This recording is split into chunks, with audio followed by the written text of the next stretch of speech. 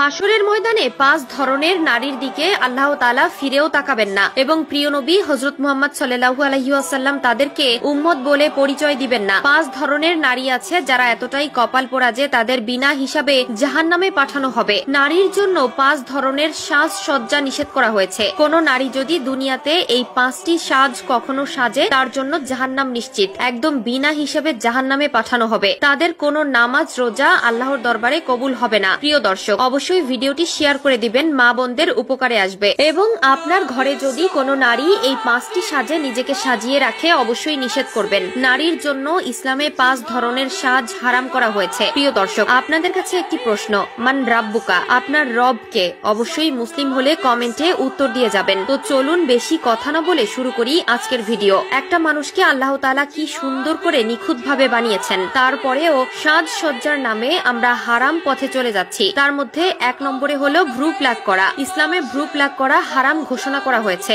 শুধু তাই নয়, আধুনিক বিজ্ঞান বলেছে যারা ভ্রু প্লাক করে তাদের মৃত্যুর ঝুঁকি থাকে, এমনকি অন্ধ হয়ে যাওয়ারও আশঙ্কা রয়েছে। আল্লাহ তাআলা প্রত্যেকটি মানুষকে পছন্দ করে বানিয়েছেন, এরপরেও এমন কিছু মানুষ আছে যারা আল্লাহর পছন্দকে তোয়াক্কা না করে তারা নিজেদের মডার্ন বানানোর জন্য হারাম পথ অবলম্বন করে। 2 নম্বরে যেই সাজের জন্য নিষেধ করা হয়েছে তা হলো মাথার চুল উঁচু করে বাঁধা। প্রিয় দর্শক, অনেক মা বোনেরা আছেন যারা মাথার চুল সবসময় উটের কুজের মতন উঁচু করে বাঁধেন। ইসলাম এই ধরনের নারীকে সমর্থন করে না। মাথার চুল উঁচু করে বাঁধা থেকে বিরত থাকবেন। 3 নম্বরে পারফিউম ব্যবহার করা। যে নারী সুগন্ধ ব্যবহার করে বাজার ঘাটে চলাফেরা করে তাদের উপর আল্লাহর লানত। তার শরীরের সুবাসে যদি কোনো পুরুষ আকৃষ্ট হয় তার জন্য জাহান্নাম ওয়াজিব হয়ে যাবে। তবে চাইলে আতর ব্যবহার করতে পারেন, তাও শুধু ঘরের জন্য। যদি বিবাহিত হয়ে থাকেন তাহলে স্বামীকে খুশি করার জন্য সুগন্ধি ব্যবহার করতে পারবে, শুধুমাত্র ঘরের ভেতরেই। যেই নারী সুগন্ধি ব্যবহার করে রাস্তাঘাটে চলাফেরা করবে তার উপর পুরুষদের আকৃষ্ট হওয়ার সম্ভাবনা থাকবে, তাই এই বিষয়ে অবশ্যই সতর্ক থাকবেন। 4 নম্বরে টাইট ফিট জামা কাপড় পরা।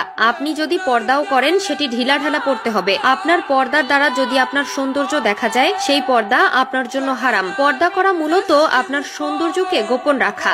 এখনকার অনেক মেয়েরা টাইট ফিট জামা কাপড় পরে চলাফেরা করে, যা অন্যান্য পুরুষদেরকেও জাহান্নামে নিয়ে যাওয়ার জন্য যথেষ্ট।